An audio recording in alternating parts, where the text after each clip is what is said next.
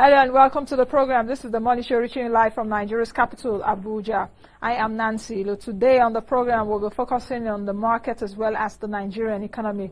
Of course, today is September 30, and today, of course, marks the end of the deadline that was given by the Securities and Exchange Commission to capital market operators for their capital requirements, minimum capital requirements to hit that target. So we'll be looking at if they've been able to make it. I'll be speaking to one of the capital market operators later on the program, and of course we should know the impact, and perhaps after this capital market requirement for capital market operators, we'll be looking at the impact on the Nigerian economy as well on the marketplace. So that's what we'll be looking at today. And of course, we'll also still focus on the economy. So send us your comments. Go to our social media platforms. You can find us on Facebook at ABC Money Show Live. You can also find us on Twitter at the handle Money Show Live. You can also find me on Twitter at Nancy.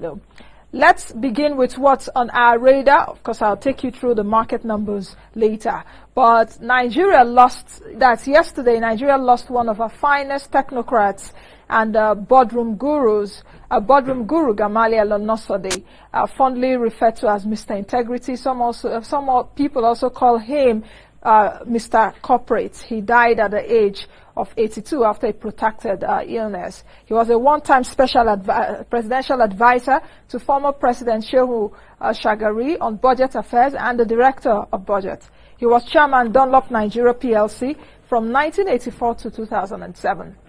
He was the chairman Cadbury Nigeria PLC from 1977 to 1993. Chairman Presidential Commission on Parastatals in 1981. Chairman Nigeria Liquefied Natural Gas LNG Working Committee and Nigeria LNG Limited from 1985 to 1990, and the Niger Delta Environmental Survey in 1983. He was also the chairman of the GSM Telco as well as Zain Nigeria. All right, today is September 30. JP Morgan will remove, that's today, half of Nigerian sovereign bonds from its emerging market global bond index, the GBIEM, while the remaining would follow next month. The decision, which was blamed on lack of liquidity and currency restriction, means investment funds tracking the index would sell their Nigerian bonds holdings, adding to upward pressure on national borrowing costs at a time when there's already a sharp drop in oil revenues. The bank said that the removal, that is part of its month-end index rebalancing, would cut Nigeria's weight to 0.79%, raising the weight of Brazil and South Africa by 0.8% and 0.2% respectively. But, of course, responding to the decision by the JP Morgan to delist the Nigerian sovereign instruments, the Federal Ministry of Finance, the Central Bank of Nigeria, and the Debt Management Office, that's the DMO, had in a joint statement argued that they had worked to correct all lapses noted by the investors, such as putting in place a functional two-way FX market, which now exists in Nigeria. Let's talk about the Securities and Exchange Commission. Just like I said a moment ago, no fewer than 140 capital market operators may be delisted by the Securities and Exchange Commission, SEC, and the Nigerian Stock Exchange as regulators draw a curtain on the recapitalization process. SEC's compliance timetable had indicated that the list of the compliant operators will be published on October 2nd. Don't forget that October 1 is a national holiday, public holiday, of course, Independence Day tomorrow. So on the 2nd of October, we should hear from SEC. Under the rules, the NSE, that is the Nigerian Stock Exchange, is required to replicate any regulatory action by SEC, especially revocation of license and suspension of any operator. Initial review by SEC indicated that majority of operators have complied with the new minimum capital requirement for their functions. Of course, the compliance level range from about 70% to 95% across board. The final list will be made ready on Friday. Let's take this report on tourism. For those of you that saw the show yesterday, we talked about tourism, how tourism can actually add to our gross domestic product, to GDP, create employment opportunities. And I also did ask a question if Nigeria is an attractive tourist market, bearing in mind that all prices are dropping, so we need to look for other sources of revenue. But given the abundance of tourism destinations and potentials in the country, the tourism sector or the tourism industry can be a revenue earner, drive inclusive economic growth, promote sustainable development, and also diversify the Nigerian economy if well maximized. Jennifer Ogbalo has more on this. Globally, the tourism industry has come to be recognized as a better driver for the promotion of economic growth, employment and development of a country through its job creation and revenue generating capability.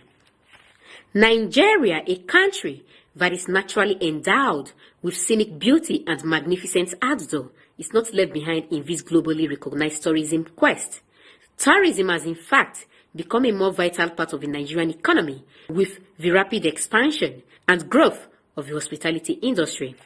Tourists, both local and international, are attracted by Nigeria's cultural diversity, festivals, magnificent waterfalls, mountains, rivers and oceans, traditional ways of life preserved in local customs, rich and varied handicrafts, and other colorful products depicting native arts and lifestyle of the Nigerian people.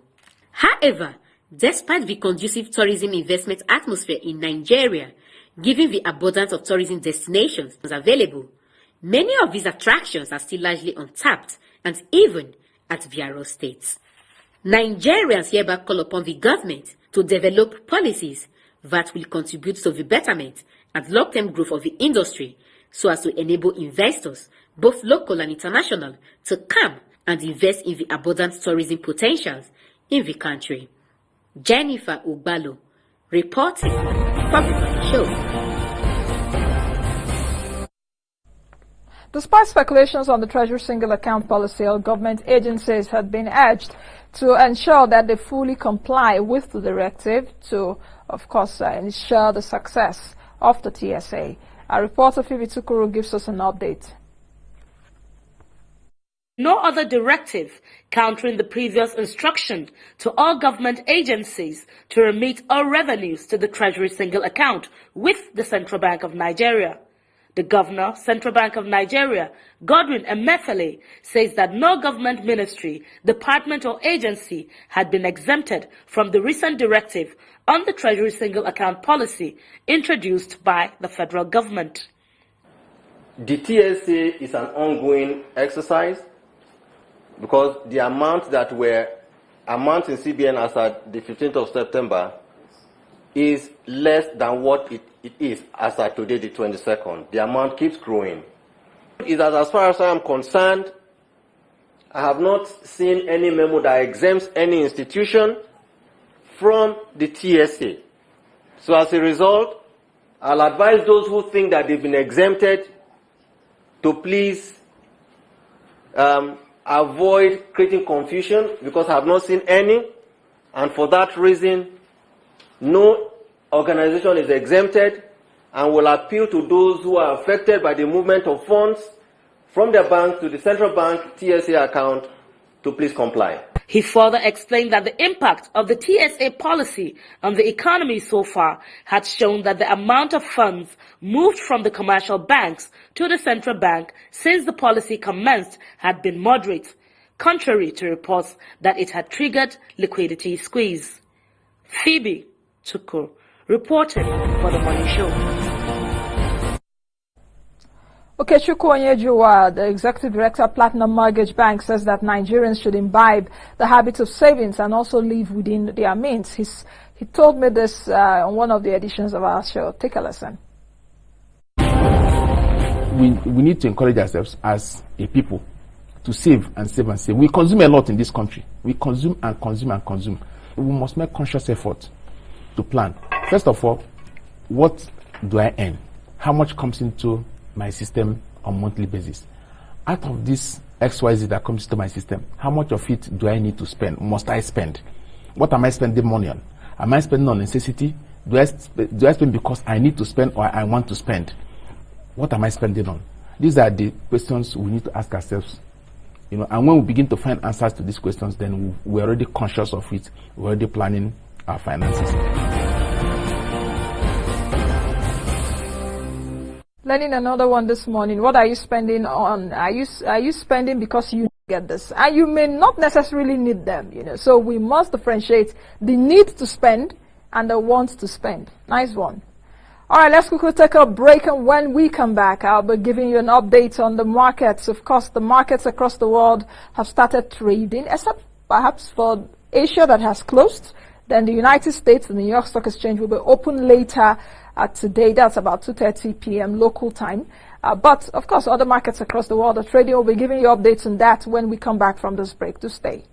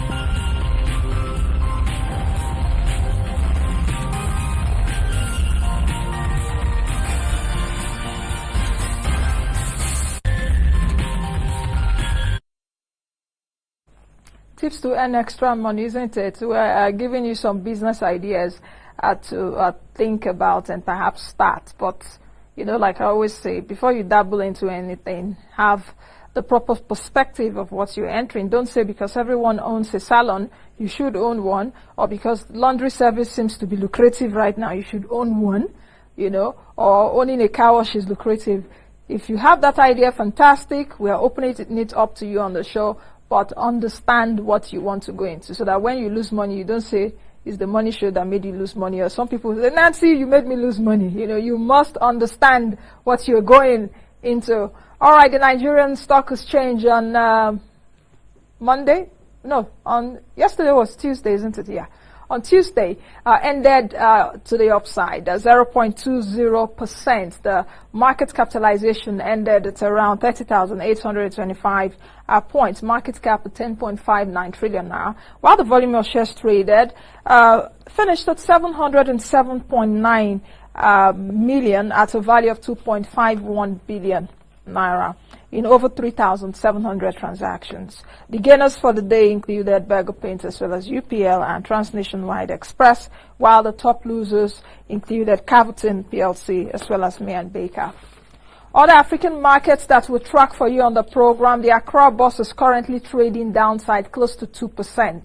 The Accra Bourse is located in Ghana. That is the Ghana Stock Exchange, 1,996.99. The South African market up by more than 0.75% at 49,814.74, while the Egyptian market is trading in the green, 0.27%, 7,351.19. Let's move over to Wall Street, that ended quite mixed on Tuesday. U.S. stocks set to end, of course, bad. That's yesterday. So U.S. stocks tend to end the quarter on a strong note, supposedly. But of course, this quarter we saw some kind of seesawing coming for the three averages. We saw downsides for those three indices this quarter, while the European markets opened higher after the United States as well as Asia. The Xetra DAX in Germany 1.85%. Of course, as you can see on your screen, the indices in Europe trading over 1% as I speak. FTSE 100 in London 1.75%. Zurich SMI 1.7%. IBEX in Spain 1.37% in the green. Let's move over to Asia, where of course those markets are closed in that region, but Asian stocks recovered from the global rout. But of course, if we're taking a look at the Q3 performance, that's the third quarter performance for Asian markets, they were quite dismal. Of course, we saw the downside and the losses that were suffered by the Shanghai Composite of China this quarter. But the China's composite index posted close to 0.5% in the positive at the end of today's trade. The Nikkei 225 in Japan ended 2.70%. The Hang Seng of Hong Kong also ended in the positive territory. The Australians are traded strongly in the green, 2.1%. Let's move over to commodities. I will start with platinum. Of course, some of you would think it's only oil that has been traded. No, other metals are traded also, though oil, the black gold, is traded at international markets.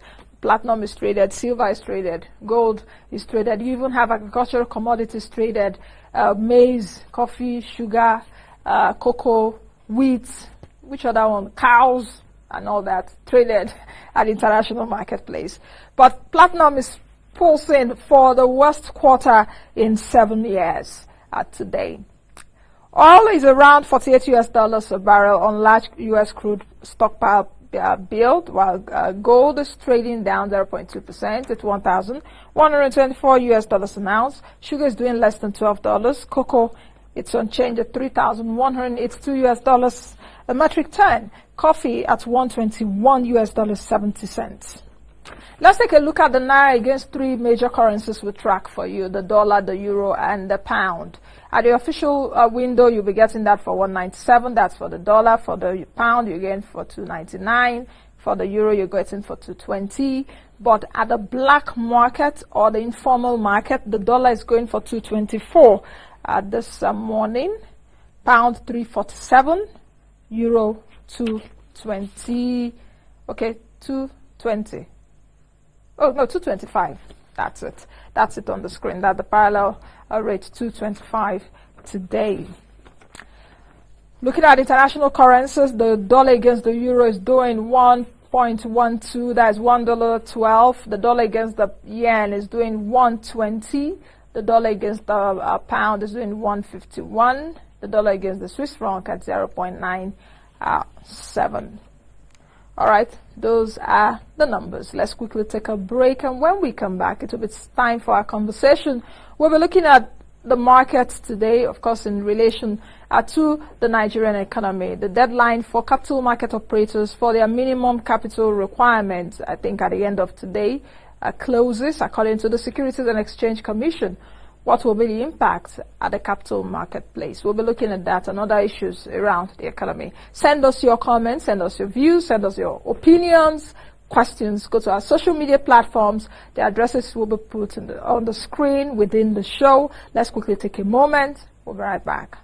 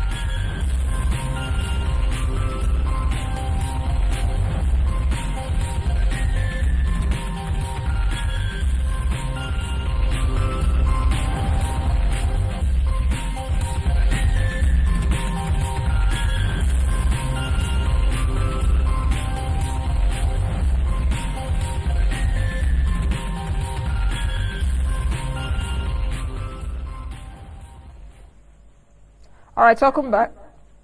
In case you're just joining us, of course, this is Nigeria's #1 financial newsroom, where we take you through business, economy, markets, investments, and anything that will be of use to you, you know, even as we wake up every morning. As we wake up every morning to go to work, to earn a living, we're exposed to you here on the program what the economy looks like, and perhaps where you should be earning your money from and where you should be putting your money into.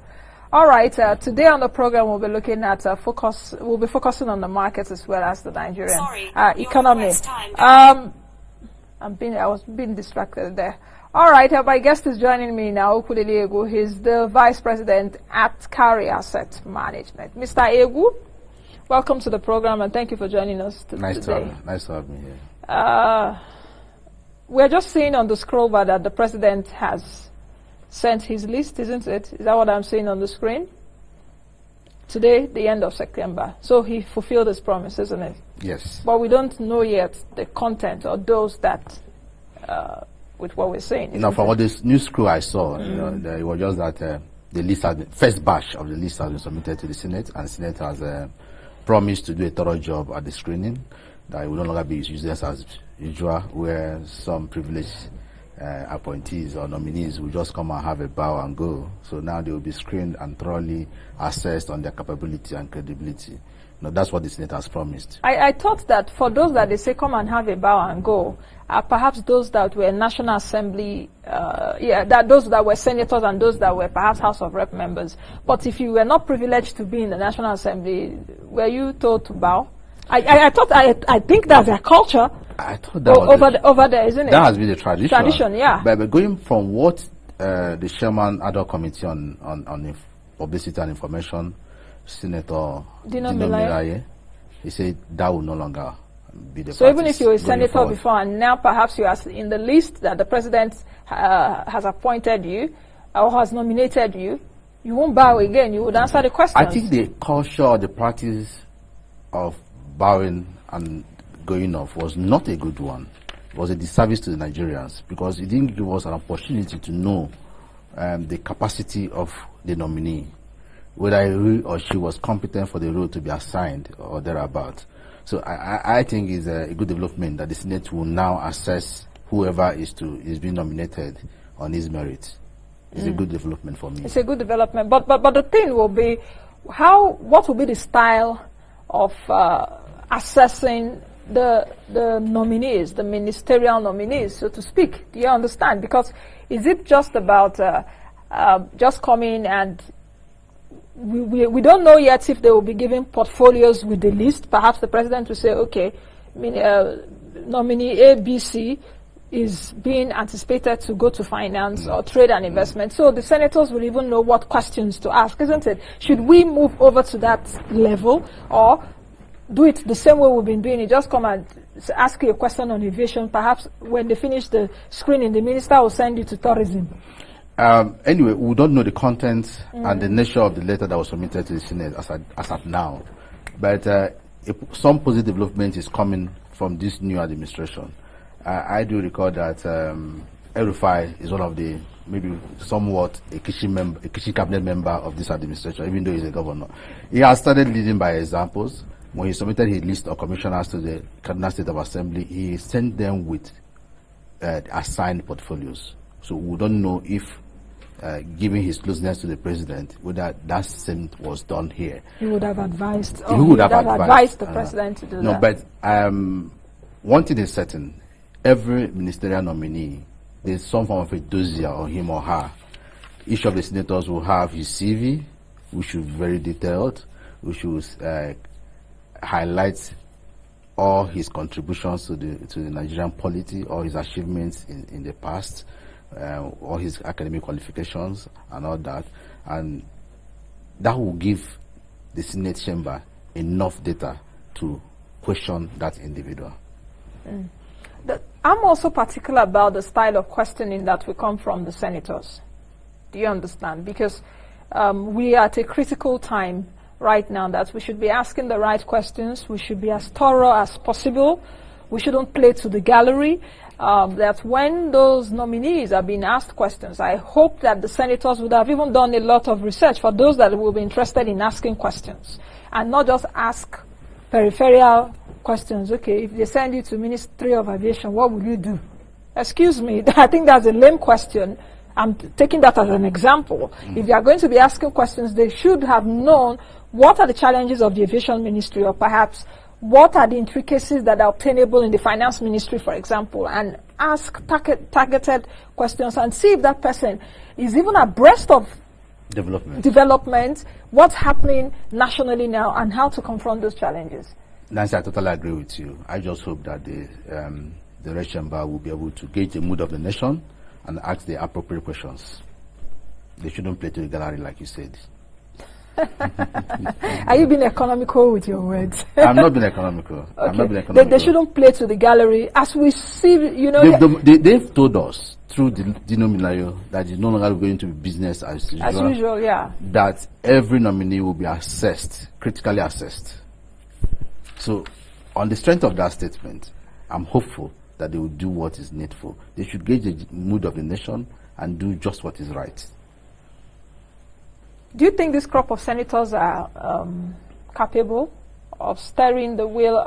Yeah, because we've seen a cross-session. Why are you smiling? I know why I'm asking this question, because they are the closest they are the closest people, isn't it? They are the closest. The House of Rep is the closest. Yes, the House of Rep is the closest, but we also have the Senate because they represent senatorial districts, and I understand what you're saying. But what I'm saying, I mean the National Assembly, both the senators and the House of Rep members. Do you think that this crop of people are really set to steer the wheel of governance, especially in their own arm of government, bearing in mind the challenges right now, and economic challenges are staring us on the face? Nancy, not to believe in the capacity of the crop of senators and House of Rep members we have now is to say that Nigeria's made a wrong choice.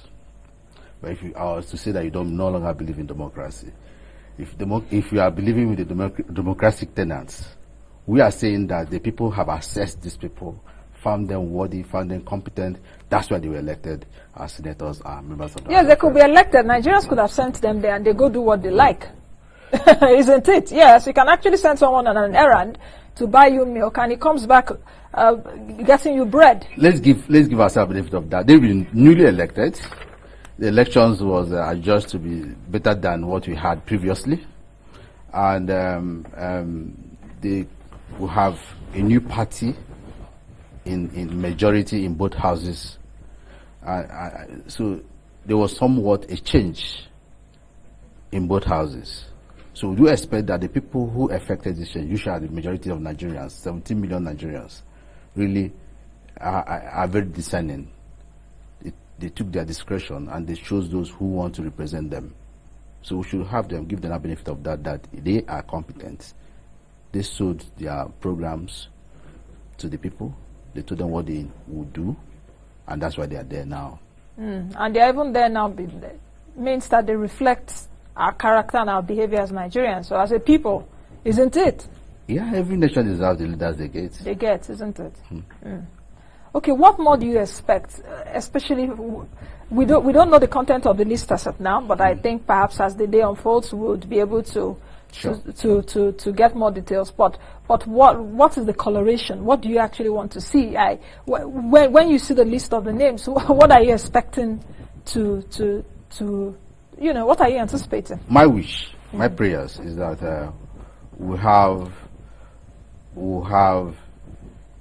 a good team made of technocrats that can reverse the slowing trend we have in the polity and in the economy. The GDP has been on a slow growth trajectory. We need a more vibrant economic team, for me, that will reverse that trend and let us have an expansionary growth in the system. Today, there's untold hardship in the economy. Unemployment is increasing, youth unrestiveness is increasing, insecurity is increasing. Let's have a good team that will go to work immediately and try to create economic activities that will engage the young teaming youth we have in the country. So, as the president has sent the first batch of the nominees to the Senate for screening, what do you anticipate, especially what portfolios should be in the first batch? We are not preempting him now, but do you understand what I mean? Because the economy has been I don't on a understand why slowdown. we have it in batches. Okay. We have had enough time to prepare. We had been assured that the list of ministers will be given or will be presented or will know them in September. Today is the last day of September. So why in batches? Or is both batches, were they all sent today? No. So I don't understand why it's in batches. But if you have to talk about the batch one, the constitution provides that we must have an attorney general. So if it's in batches, the attorney general of the federation must be in batch one. Also, I expect that we should also have a finance minister that can begin to drive the physical policy of the administration. I also expect we should have the educational minister, minister of health, a whole lot of Minister of Agric. Minister of Agric. You know, there are some tertiary hospitals or health establishments that are in crisis that has been awaiting the presence of a minister to resolve some of those crises. So these are the critical units, critical ministries that I expect that should be in batch one, if there is a batch one.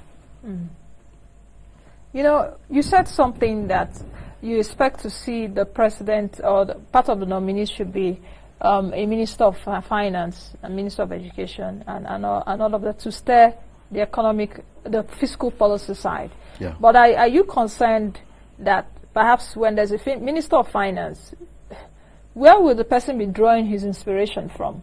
Because you're supposed to do the bidding of your master, isn't it? Your master now being President Buhari, his economic vision. Do you have a sense of his economic vision? Even an industry player, you interact with your colleagues. What are the concerns? Is there an economic vision? I know why I'm asking this question, because the Minister of Finance will come there and act on whose, or perhaps the president will give him or her a directive. You know, do you understand what I mean? Yeah, 2 days ago, I read a report that said that the Secretary of National Planning Commission sent out medium-term budget implementation framework, and they identified key pillars, which will maybe key socio-economic agendas of this administration. You know, anchoring on the economy, insecurity, about 6 of them. Now that is out from the planning, which means there is already an economic plan. That was just sent 2 days ago to all the MDAs before it be forwarded to the National Assembly. That's a 3-year plan. Coming from who now? National Population Planning. National Planning Commission. National Planning Commission, the Secretary of the National Planning Commission. Yes, on the directive of Mr. President. You know why I'm asking the question? I should APC believe, campaign. I should believe it is from on the directive of the President. Because recall that each of the ministries have had one-on-one meetings with the President. With the President, yes. You know, and these appointments are not just being made overnight. The President would have invited selected nominees, have one-on-one chat with them, you know, and would have infused in them what his economic plans are, and he would have selected who amongst those he had chats with. What I'm saying, can we see that in black and white, actually? Is it possible? Yeah, I know what I'm talking about. When Obama was being elected, he had targeted, I'm going to do this. The economy is in a recession, so to speak.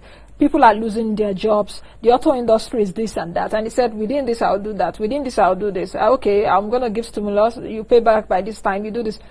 Tangibles.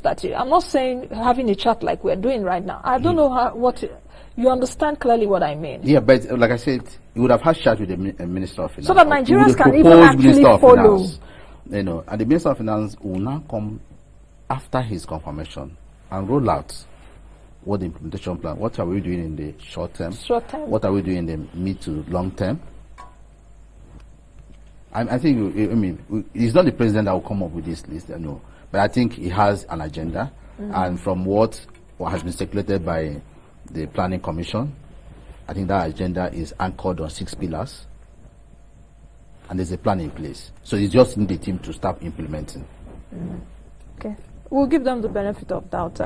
Of course, with this list being... Let's expect the best. Let's expect the best, yeah, and also wish him the best. Or wish every one of us the best, because we are all... Nigeria. Yes, we are all Nigerians, Yes, isn't it? yes. Okay, let's leave that for a while. Okay. You know, and move over to what happened yesterday. The nation lost one of its boardroom gurus, you know, Gamaliel Onosode, who is the first president, or who was the first president, rather, of the Chartered Institute of Stockbrokers. I didn't forget that, you know. Tell me how the market felt. He died at 82 years, I think after battling bone cancer for about 24 months, you know. Chairman of many notable companies. He's known as Mr. Integrity. He's known as a no-nonsense person. He's known as Mr. Corporate World too, you know. So when the news came up, how did the market feel? How, those of you? The news filtered in after the market had closed. So Mm. we'll begin to see the impact maybe from today. But we don't expect it to, it's not a market checking news that would begin to drive direction of the marketplace. But what you must acknowledge is that we cannot discuss the development in the capital market in Nigeria without mentioning Gamaliel Onosode. The capital market we have today, they were the people who sat down and formed it and began to put up the structure. It's the Nigerian foremost investment banker we have had. It was also the Nigerian foremost investment banker. Yeah, he was also at one point the first indigenous MD of Namashan Bank, which is the indigenous investment banking or merchant banking entity in Nigeria. So at his death, you know, he was a founding patron or a lifelong patron of the Chartered Institute of Stockbrokers. No, in all our annual conferences, the ones he had the strength to come. I didn't see him last year, but he has always attended every conference, every activity that the Chartered Institute of Stockbrokers or the capital market community was organizing. And he looked very strong. You know, yesterday when the news filtered in, I was actually surprised that Gamaliel Onosode was up to 82 years old. Yeah, I was shocked because I saw him as someone in his 70s. I had met him before at the airport, you know, the bus that actually carries you to the plane and all of that, and we just had a little chat, and I was like, so when the news filtered, I was like, really? He was 82? He didn't look it, you know? I think Gamaliel Onosode is one person Nigerians should emulate. You know, it depends on his lifestyle. He was very simple, extremely very simple, associating with everybody. He gave back. He gave back to the society. You know, and we really will miss him a lot. The capital market community will miss him a lot. He gave us all. At every point we had issues and he wanted to get fatherly advice, he was always there for the community. And if you needed for him to intervene, he will always come and offer his assistance and his resources. He was well respected. Yeah. So for people like that, do you think that this generation of technocrats, this generation of people across the industry, including you and me, would be able to draw some kind of inspiration, or what kind of lessons should we get from him, you know? Just like you said, a very simple man. I think he was a devoted Christian. He was a devoted father, a devoted husband, you know, and all of that. Well, what kind of lessons should we take, you know, from someone like him, though he's passed on? Humility and service. Humility and service. Okay. Okay. Let me hold my fire. On that, the Nigerian market, what exactly it's happening right now? Today coincides September 30. I think we should put this down. You know, President releases his first batch of nominees today. SEC's deadline to capital market operators today. What's the situation? Carrier said, are you on the list of those that met the requirement? Let me know. No, we did. Even for your customers or for your clients, you did? Yeah, we did for all our functions. Okay. I'll verify that. Please do. Okay. And if you read the reports up to today, you know, is given that about 285 capital market operators had already met the deadline. Now, this day news today carried that only about 36 were applying for a reduction in function. No, when we talk about capital market operators, a lot of people just think of broker dealers. We have more than 10 registered or categories of capital market operators. So we have issuing houses. What do issuing houses do? Issuing houses is the foremost function in the capital market. They are the catalyst of capital formation. They help raise funds. They help market new issues. They help provide financial advisories. No public quoted company, no public company can carry out any function, can liaise with SEC without an issuing house, without passing through an issuing house. So they play a very critical role. What was the capital requirement for issuing houses? As at now is 200, from 150 million to 200 million. Okay. Now we have underwriters. What do they do? Underwriters ensure that primary offers are successful. That is initial. They provide a guarantee. Public offers. That they are successful. Initial public offers. Initial.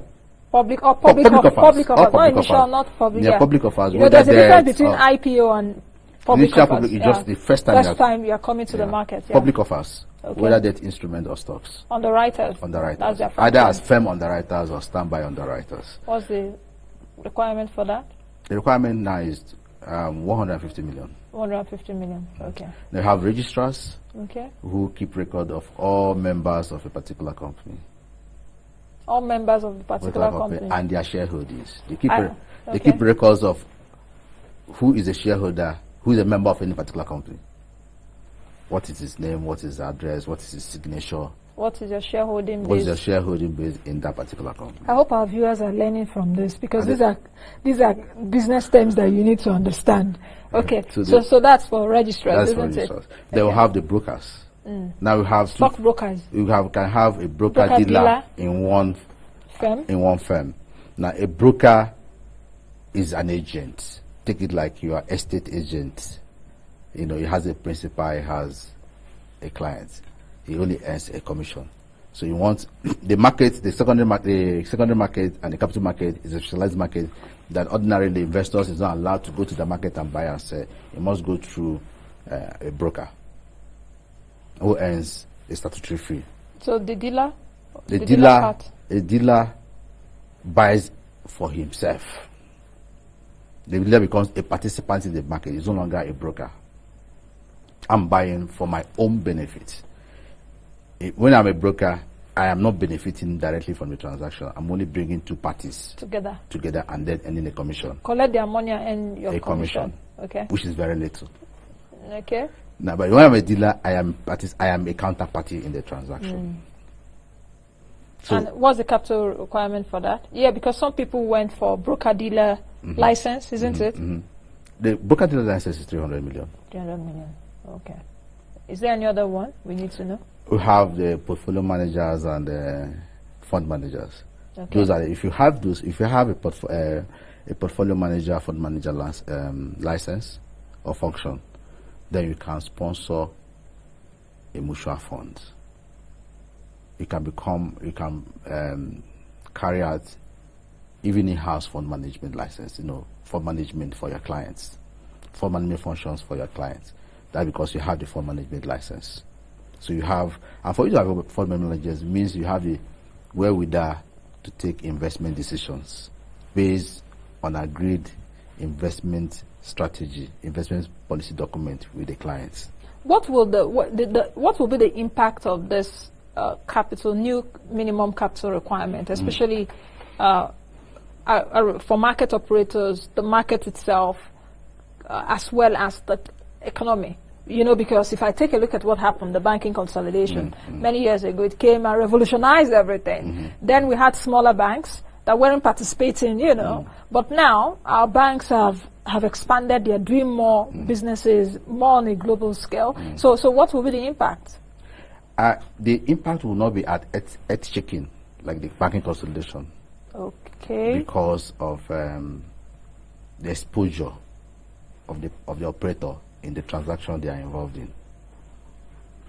Some people are arguing that we really need to recapitalize. Yeah, because a lot of your colleagues, I know this is not the first time the issue of the recapitalization has come forth. I think it's been dragging for like 3 years or 4. No, but the core thing we'll be taking out of this is that we are recapitalizing not necessarily because the capital is required to do the business. It's because of the nature of the business we are now involved in. Today, the capital market is largely technology driven. Today we have a lot of self-service platforms that can allow you access our market and trade as an investor by passing or just passing through a platform of a stockbroker dealer. Today, using the SEC, NSE, NIPS are trying to integrate the e-payment platform for e-dividend. Yes, so I'll come to that So later. our market has become so technology driven. Investment in technology is capital intensive. Hitherto, the capital base for broker dealer was 70 million. 70 million may not even provide the requisite IT infrastructure required in today's market. So that makes it imperative for me. That makes it imperative that we can begin to consider recapitalization. The other argument that recapitalization, that 20% of the stockbroker community controls 80% of the volume and transaction value in the market, for me was not a very good argument. If because the 20% that controls 80% of the volume cater for which people? Institutional investors, not retail investors. So if you really want to grow this market and deepen the participants in the market, you need to encourage retail investors. How do we encourage retail investors that are even still bruised as we speak? I was traveling some time ago, perhaps a month and a half ago, at the airport here in Abuja. Just sitting, and one of the passengers actually came to me and said, "Oh, Nazi, I'm still bruised. I lost all my money." I was like, "Oh, I sympathize with you," but so a lot of people are still bruised. Yeah, but let me ask you, that they are bruised, does that mean they can no longer participate or they shouldn't participate? Yeah, they should participate with more knowledge and information. Which is what this forum, with this program, is doing to encourage more financial literacy. Financial inclusion. What happened in the era of 2000 to 2008, between the 2007, 2008 era, was because every Tom, Dick, and Harry who knew nothing about the market believed that you buy today, it will go up tomorrow. You take your gain and get out. I also had lax regulatory framework that encourage all manner of professionals claiming to be whatever, to encourage and promising what they cannot offer. Today we have a lot of such professionals who can no longer meet up with the obligations they promise their clients. So what the key thing is knowledge. And the capital market is not just hovering about shares or equity. Yeah. It's more sophisticated than that. Isn't it? So you really need to know what you also need to know what are the financial assets in the marketplace. If you can't do that on your own, you seek professional advice, like I always say. So don't even say, okay, because of But let me tell you one of the benefits of encouraging retail investors. JP Morgan took off their index. There was a Fitch rating that we expected would downgrade us because the foreign investors are coming. We had expected that yields would go up because of falling bond prices, but that didn't happen because we had a capable domestic market. And that is what DMO last week in their response alluded to, that they have developed the market. When you develop this market, are you developing a market that is foreign based or local based? Local based. So who are the local investors? It has to be local interest first. So how do you encourage local interest? If we have more operators going after to invest in bonds, that's about 10,000 naira. That's all you need to invest in fixed income securities. Say it again. 10,000 naira. To invest in bonds, you need just about how much? 10,000 naira. I hope people are listening. To invest in bonds, you need how much again? 10,000 naira. The retail investors you have cannot afford 10,000 naira. That's another investment outlet. So, but if you have a regulatory framework that focuses on encouraging the big firms that cater only for foreign portfolio investors and institutional investors, there are some firms that to open minimum opening balance is 5 million naira. How many retail investors would be able to afford 5 million naira to open an investment account? Okay. As we end the program, I want you to comment on the e-dividend issue. That is the direct cash dividend crediting by CSCSA, isn't it, into shareholders' accounts? Yeah. Explain that so that the era of manual is it over? Most people will call you that I've not received my dividends. These people have not paid me anything. Those problems arise because most of them change addresses. They move and they don't go to the post office to check. Now, to eliminate those problems, CSCS, that is the Central Securities Clearing System, SEC, and NIPS. Now, virtually everybody has a bank account. And with the not everybody though, but we're virtually, still working. Yeah, virtually for those that have shares. For those who have shares, they virtually yes, have bank accounts. Yeah. And we now have the BVN in place that uniquely identifies every customer holder. So with this technology in place, so I said now our marketplace is driven by technology. With these e-portals that SEC has developed and is promoting, it now addresses the issue of unpaid dividend or unclaimed dividend, because as all you need to do is just go into the portal, approach your registrars, they uplift it, it links up to all the place you have account, and on payment dates, once the company declare their results, and on payment date you get an alert on your phone. Okay. It's somebody every shareholder should be encouraged to participate in. All right. Many thanks for coming on today's edition of the program. Isn't it? What a good day.